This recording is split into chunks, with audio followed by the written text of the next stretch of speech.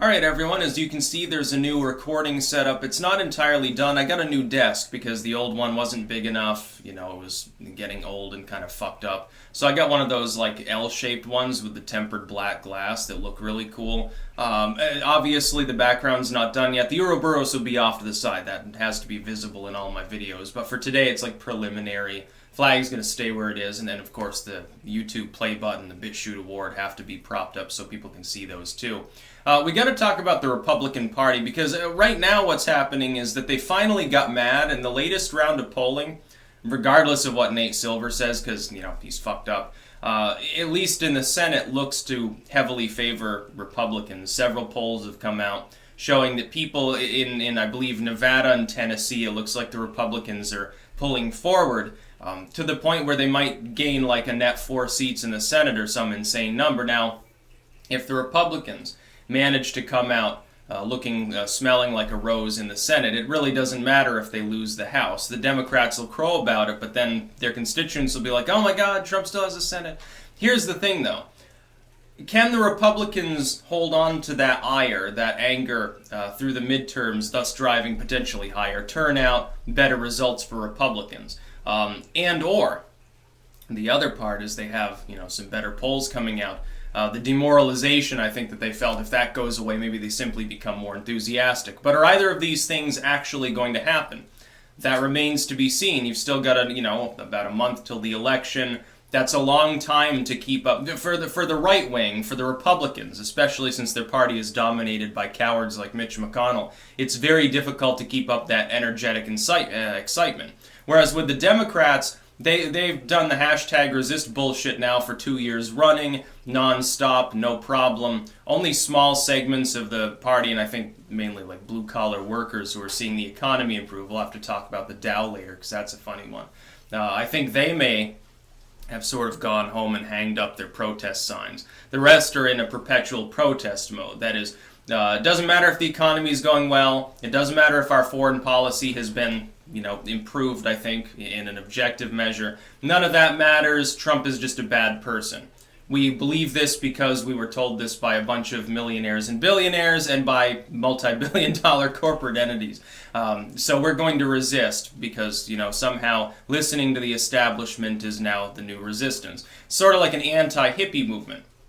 But the left has no problem with generating perpetual outrage. They can always find something to be angry about. The right wing is having problems doing that. Really, if it weren't for the fact that a bunch of rhino cons within the Republican Party itself were trying to fuck Kavanaugh over, they wouldn't be angry at all. They'd be going into the midterms limping away.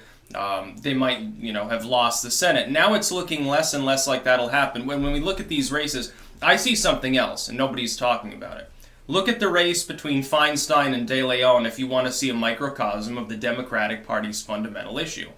De Leon is in many respects more of a leftist. Far younger, fiscally further left, not a corporate neoliberal like Feinstein.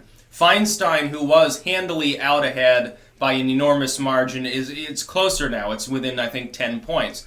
There's no way in hell that, in a two-Democrat race, that Feinstein wanted to have any challenge whatsoever. She wanted to have like 60-70% of the vote, and, after a jungle primary, the Republicans can't touch the seat, but, it could flip for the progressives. It probably won't. In all honesty, it's fairly safe for Feinstein, but her lead has decreased by more than 50% since that race began. That, I think, is one we need to watch. Meanwhile, that shows us the proportion of the party in a place like California that's, more social justice warriors than most parts of the country. That shows us a fairly decent estimate of really the far left's power across the country. If it's at 30% in a state like California, within, again, a race which is safe for the incumbent more or less, we could expect at least low double-digit totals cross-country.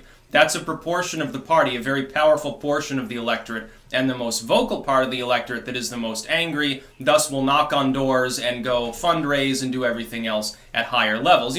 Some person who ultimately they feel happy about the direction of the country and they're simply a Democratic partisan is not as likely, I think, to do the activism thing as someone who believes there's an existential threat to some imagined progressive way of life. Oh my god, Obama's legacy is being endangered by the orange orangutan. I have to make more phone calls, essentially. You've got some people who do that. On the right, you don't really see that as much. There is certainly a youthful segment of the new right, but they've been largely alienated, I think, from the GOP mainline by the McConnells of the party. Like someone like Rand who leans libertarian, or a Trump, they're the outside of the party still. They may be the ones that are technically in power, but the core of the party, the fundraising apparatus, certainly is still rhino neocons.